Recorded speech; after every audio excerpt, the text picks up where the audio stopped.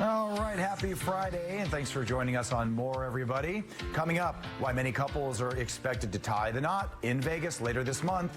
Also, how the Rio has been transformed from the outside.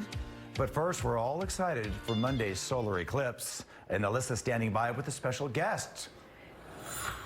That's right, Jace. You know I'm so excited about the eclipse, and if you or your kids are getting excited about it too and you want to learn all about it, the Discovery Museum has a pop-up exhibit this Sunday, perfect for your family. Science and Nature Manager Chirs Lucas joins us now. Thanks so much for being here. Absolutely. Thank you for having me. Of course. So I love the models you brought here because it really is such a phenomenon, and it's kind of weird to non-astronomy people why this doesn't happen more often. So if you could explain exactly what's going to be happening in the sky on Monday. Absolutely. So on Monday here in Nevada, we'll actually be able to see a partial solar eclipse. Right. So we're going to see, it's going to be about 40 to 60% of the sunlight is going to get dim out a little bit. Okay. And what's going to happen is the moon is going to pass in front of the sun, and it's going to cause a shadow to fall upon the earth.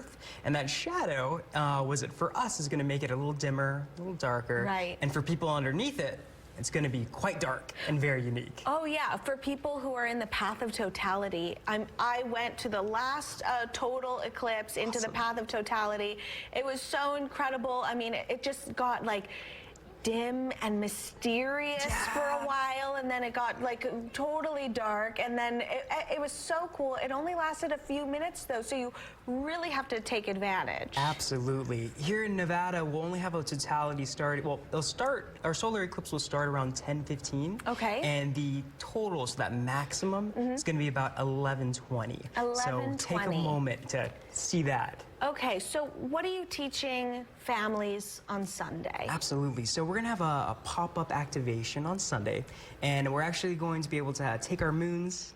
We have a little moon on a stick, and we're going to create shadows on top of globes, and we're going to talk about how that shadow creates that unique totality effect or that partial view effect. Right.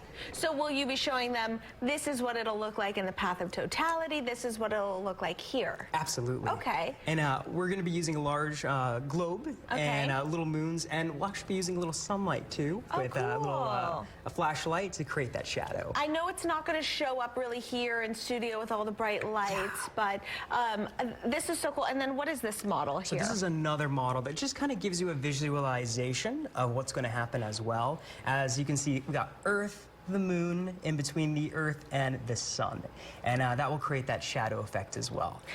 Why doesn't this happen more often? I mean, we were looking at the models for when this is going to happen again. Of course, it happens elsewhere in the world, but not in North America again. Very slight one in 2044, and then coast to coast not until 2045. Yeah, that's such a great question.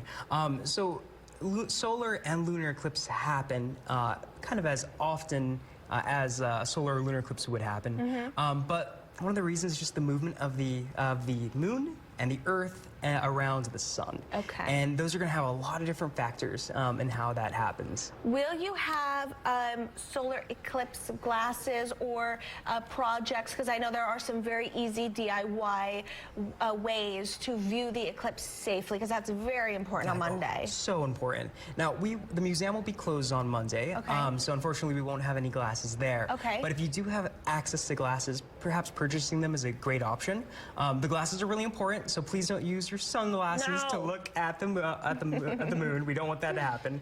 But the solar glasses that we use typically, they use mylar and an aluminum film that actually helps to protect your eyes. So be very careful, and I would definitely suggest purchasing those glasses. Thank you so much for joining us. I'm really excited about all of this. Here's information for the pop-up exhibit happening Sunday at the Discovery Children's Museum in downtown. All right, Jace? All right, exciting stuff. Thanks, Alyssa.